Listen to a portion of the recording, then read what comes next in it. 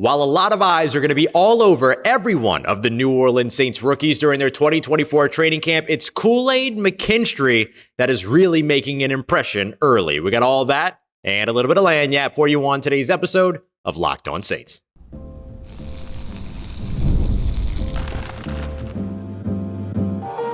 You are Locked On Saints, your daily New Orleans Saints podcast, part of the Locked On Podcast Network, your team every day.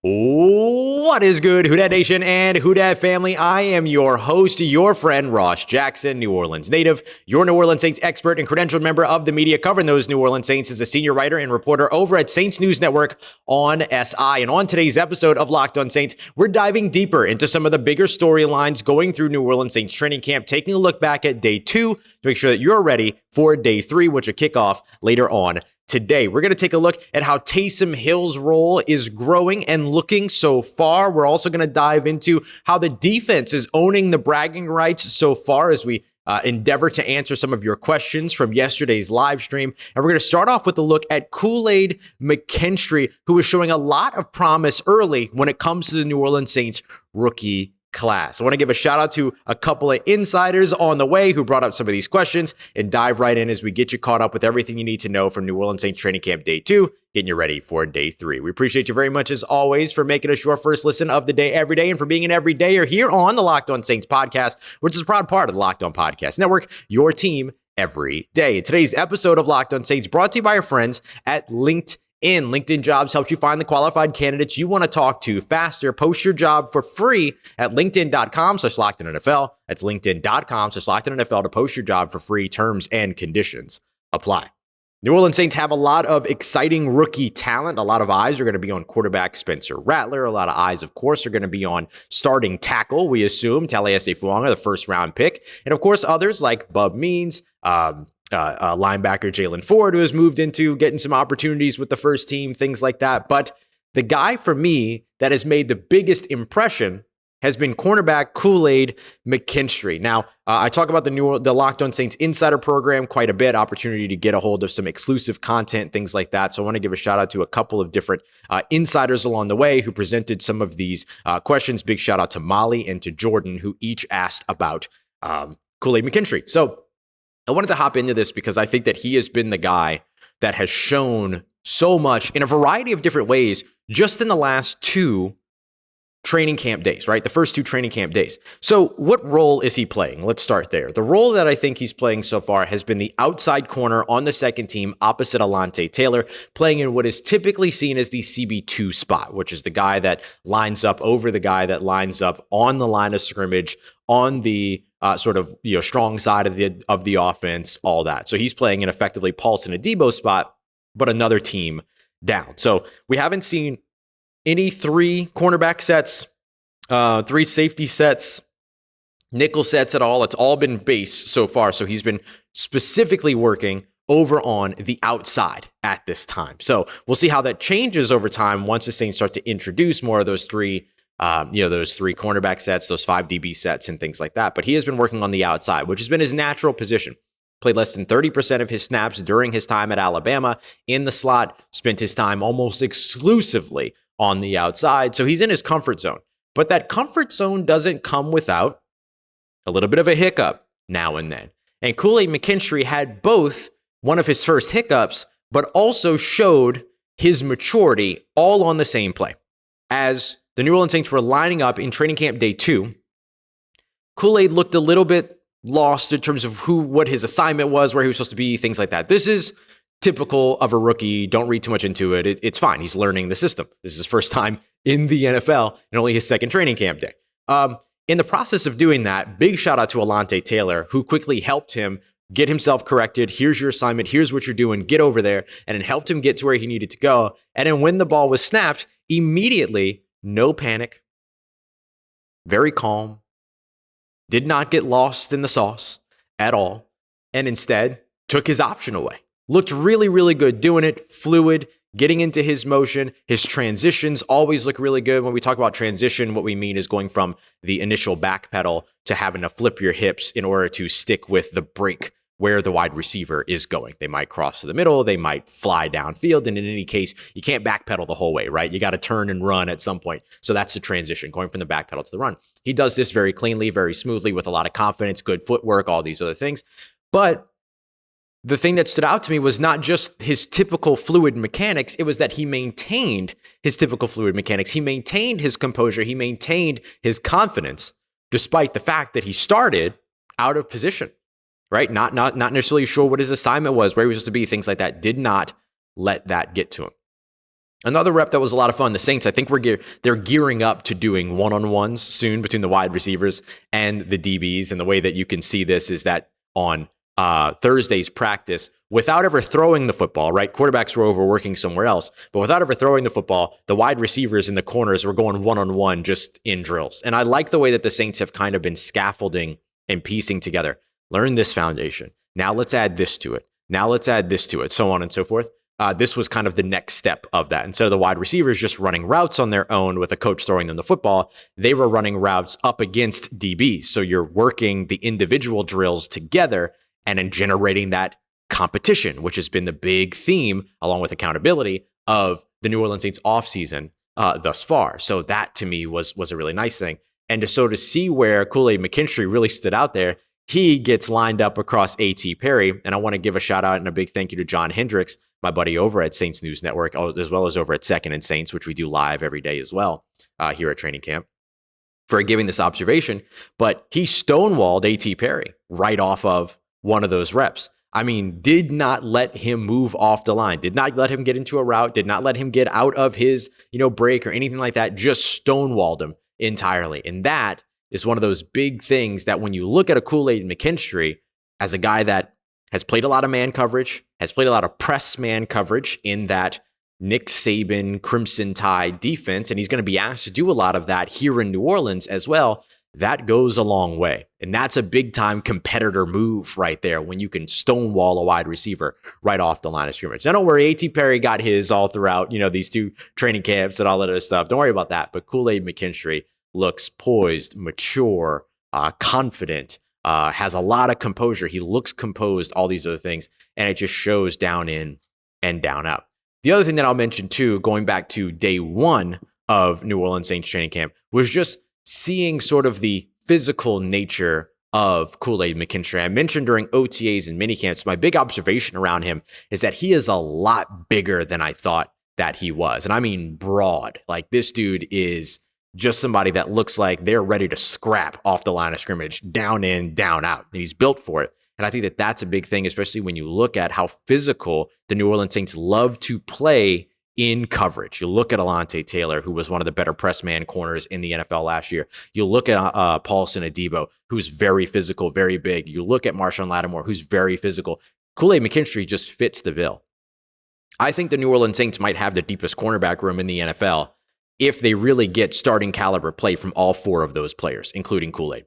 And they're all going to get their opportunities out here in training camp. They're all going to get their opportunities in the regular season as well. And I cannot wait to see how Kool-Aid continues to push himself and continues to drive. He and a couple of the other corners were out catching passes off the jugs machine, working on their hands after practice day one.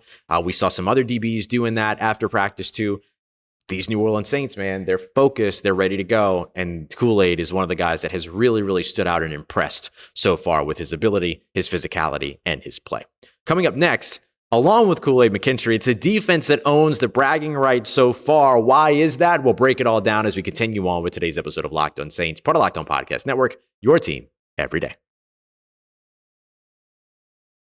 Today's episode of Locked On Saints brought to you by our friends at eBay Motors. Passion, drive, patience, all the things that go into winning championships, the same things that go into keeping your ride or die alive. And eBay Motors has everything that you need to level your ride or die up to peak performance, whether you're into speed, power, or style, whether you're looking for superchargers, LED headlights, roof racks, exhaust kits, whatever it is that you're looking for, eBay Motors has you covered with over 122 parts for your number one ride or die. You'll always find exactly what you're looking for at ebaymotors.com. And with eBay Guarantee Fit, your part is guaranteed to fit your ride every time or your money back, because with eBay Motors, you're burning rubber, not cash. With all the parts that you need at the prices that you want, it's easy to make your car an MVP and start bringing home some huge wins. Keep your ride or die alive today by visiting ebaymotors.com. Eligible items only. Exclusions apply. An eBay guarantee fit available only to U.S. customers.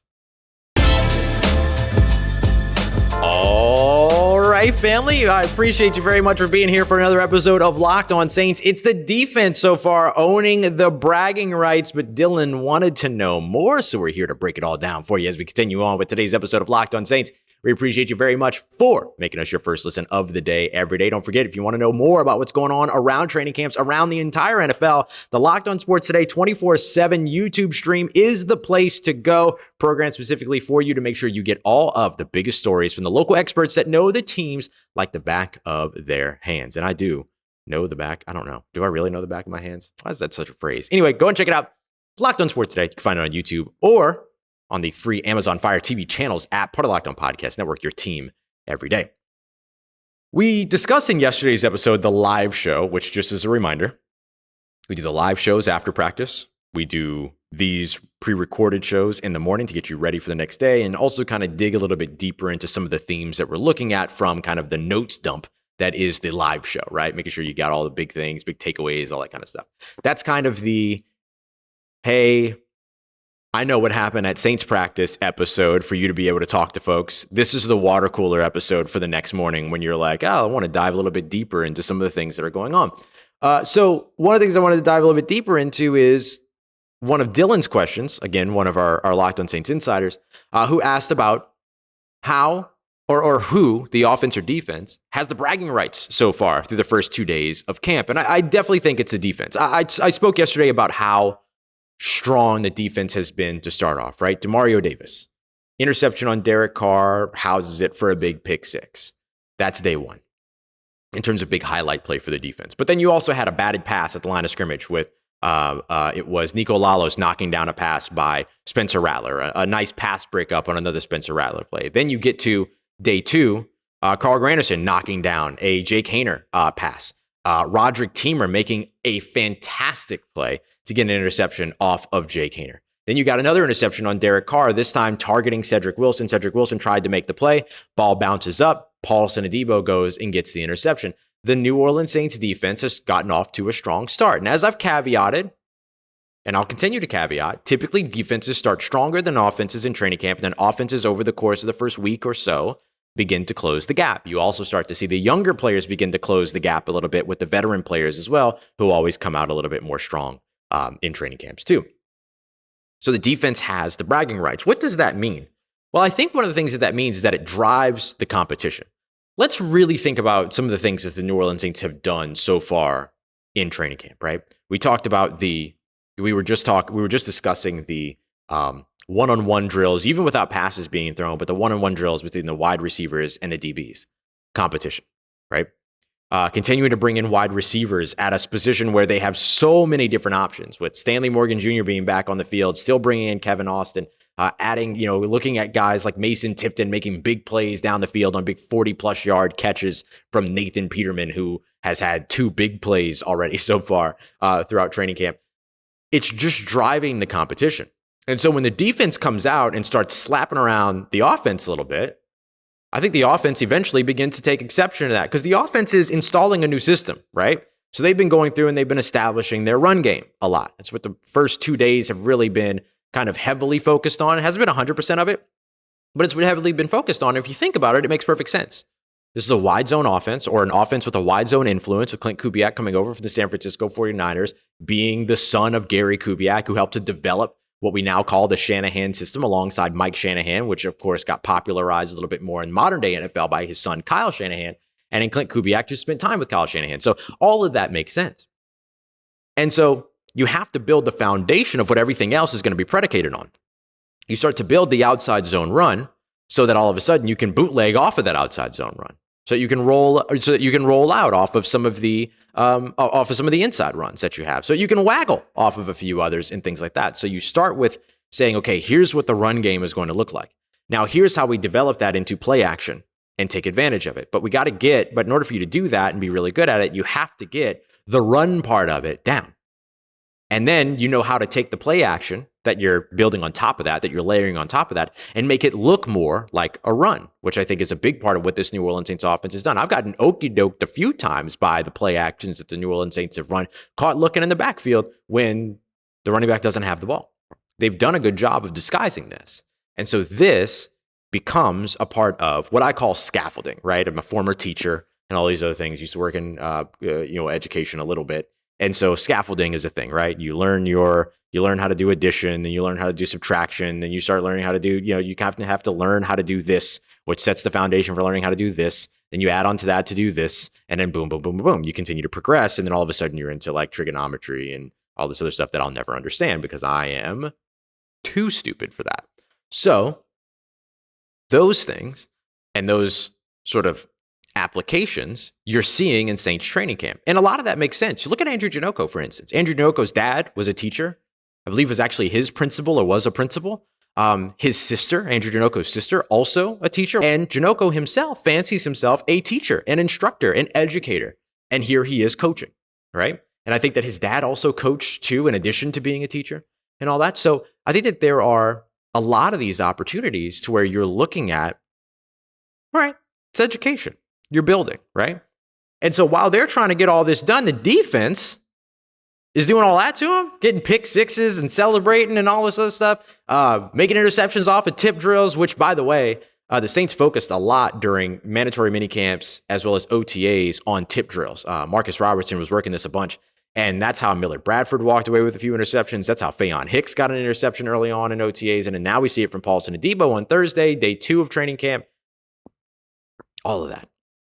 So I think that there's a lot of these moments where, yeah, you can say the defense has the bragging rights, but when is the offense going to claw back? When is the offense going to fight back? And I think that to me is the most interesting part of that. Yes, the defense has the bragging rights to answer Dylan, one of our insiders' questions, completely.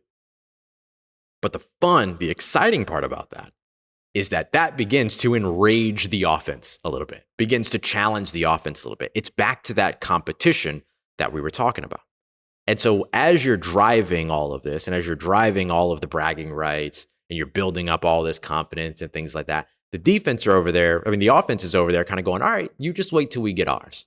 And that's what I'm excited to see. You need competition in training camp. And listen, if that competition never shows up and the offense never shows fight, that's bad news for the New Orleans Saints. It's bad news bears, okay? That's either bad news for the New Orleans Saints because their offense is struggling and not getting off the ground, or it's great news for the New Orleans Saints because their defense is just absolutely taking them to task.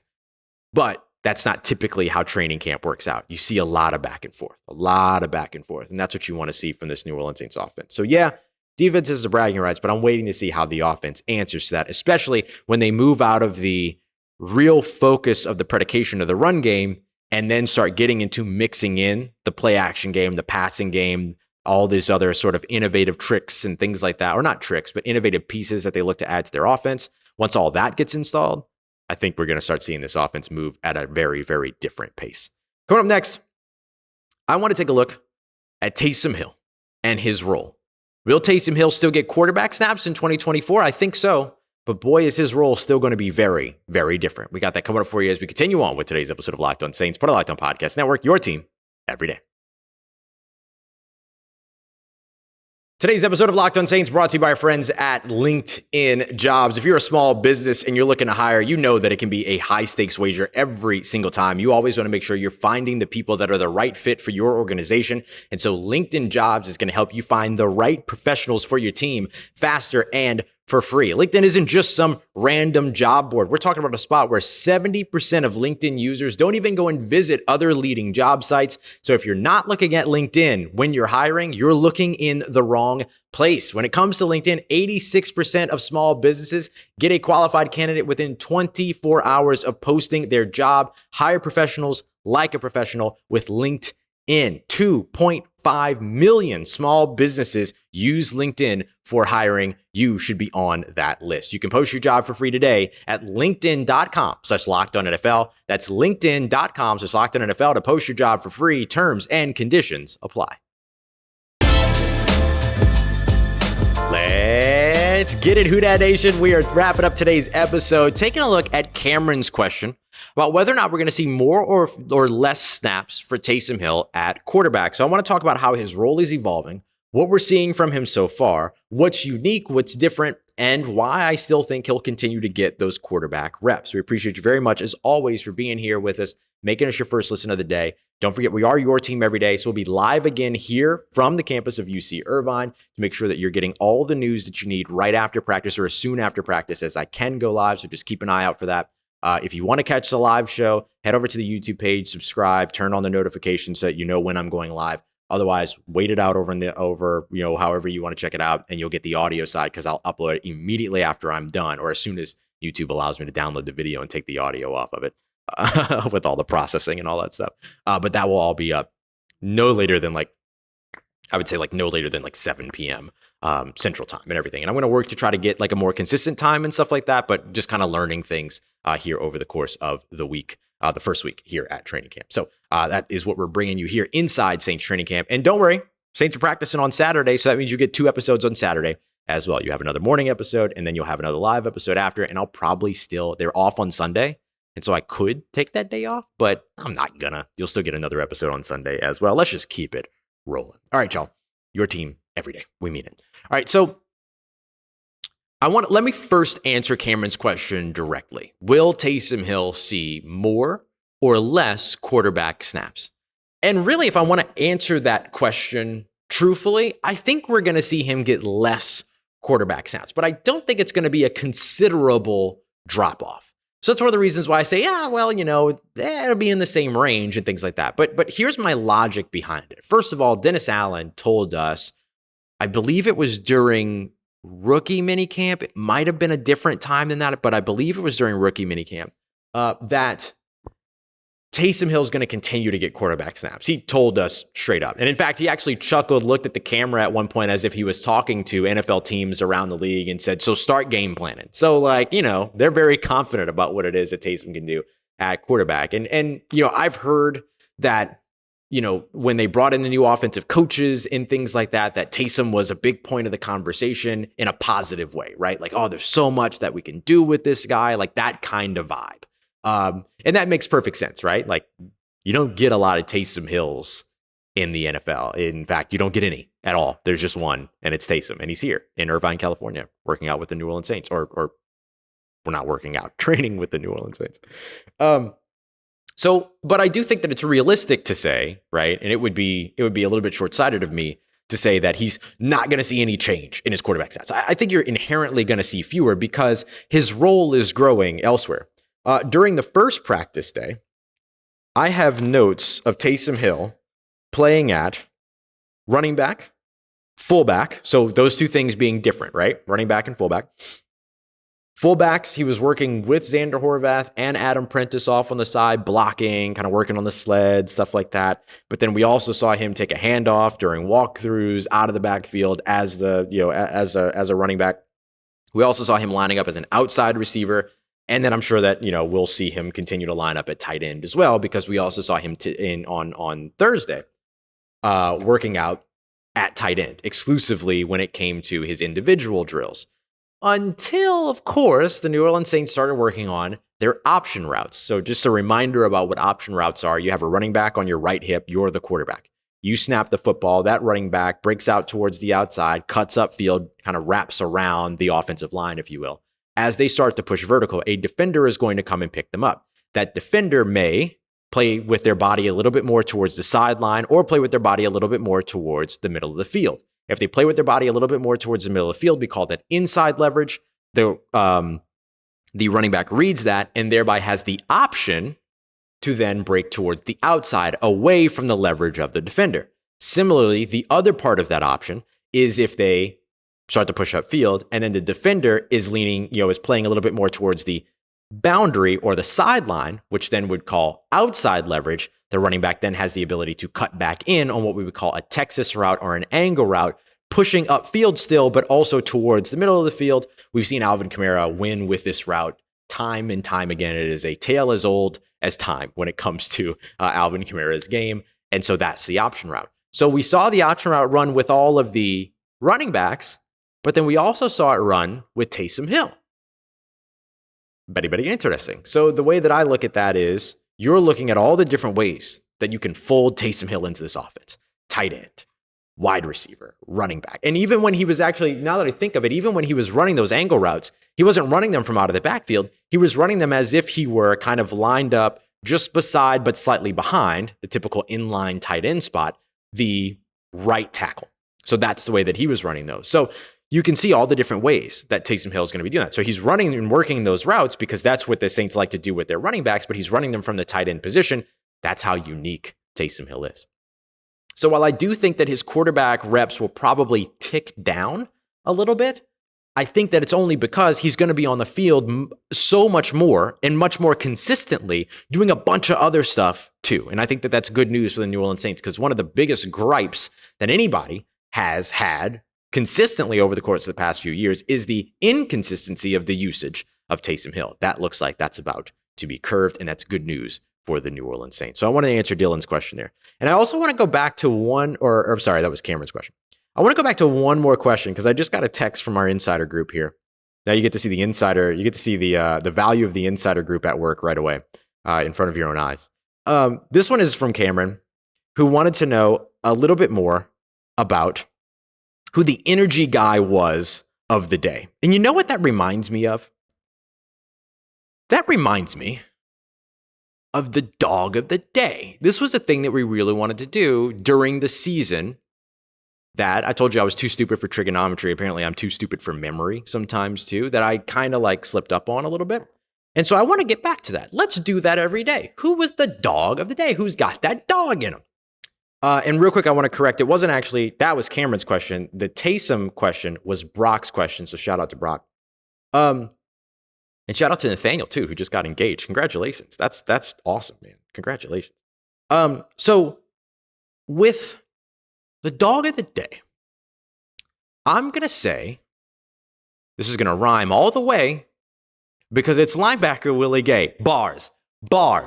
Come for me, Kendrick. No, I'm just kidding. Don't leave me alone. I'll hide away like J. Cole in a split second. Lickety split. I'm going to say it's been Willie Gay. I'm going to give him dog of the day for day one and day two because he's been that good. I mean, this dude is just all over the field and all over the place.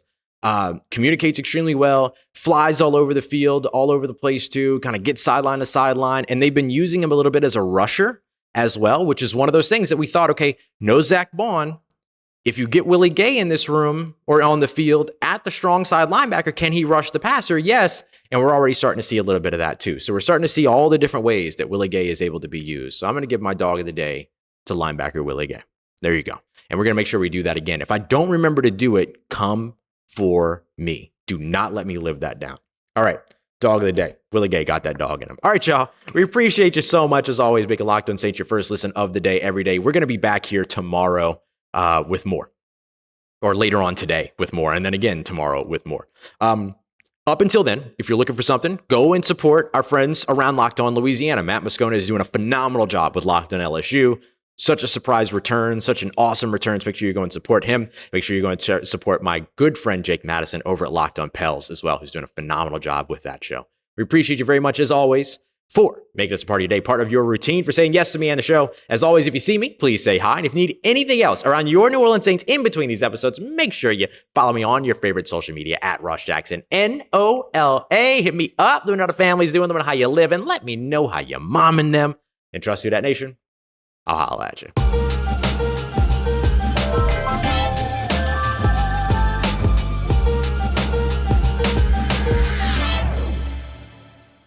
Okay.